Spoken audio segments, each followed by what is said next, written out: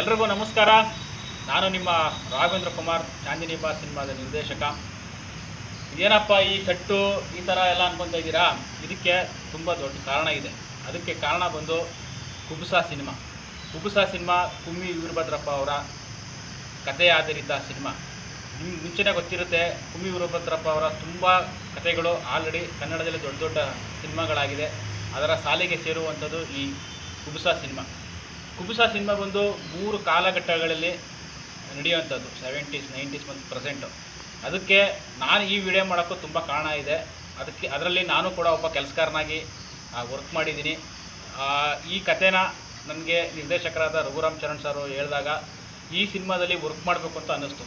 ಹಾಗಾಗಿ ಚಾಂದಿನಿ ಬಾರ್ದು ಎಷ್ಟೋ ಕೆಲಸಗಳಿದ್ರೂ ಅದನ್ನೆಲ್ಲ ಸೈಡ್ಗೆ ಇಟ್ಬಿಟ್ಟು ನಾನು ಹೋಗಿ ಆ ಕುಬುಸ ಸಿನಿಮಾದಲ್ಲಿ ಕೆಲಸಗಾರನಾಗಿ ವರ್ಕ್ ಮಾಡಿದ್ದೀನಿ.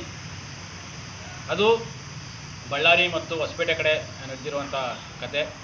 ಇದರಲ್ಲಿ ತುಂಬ ಜನ ಒಳ್ಳೊಳ್ಳೆ ಪಾತ್ರಗಳು ಮಾಡಿದ್ದಾರೆ. ನಟರಾಜ್ ಅವರು ಇರ್ಬೋದು, ಜೋಗತಿ ಮಂಜಮ್ಮ ಇರ್ಬೋದು, ರಂಗಭೂಮಿಯ ಹನುಮಕ್ಕ ಇರ್ಬೋದು, ಮಂಜು ಆರ್ಯ ಇರ್ಬೋದು, ಆಮೇಲೆ ಮಹಾಲಕ್ಷ್ಮಿ ಹಾಗೂ ರಮ್ಯಾ ಹನ್ಸಿಗ ಅವರು ತುಂಬ ದೊಡ್ಡ ದೊಡ್ಡ ಪಾತ್ರಗಳನ್ನ ಇದರಲ್ಲಿ ಮಾಡಿದ್ದಾರೆ.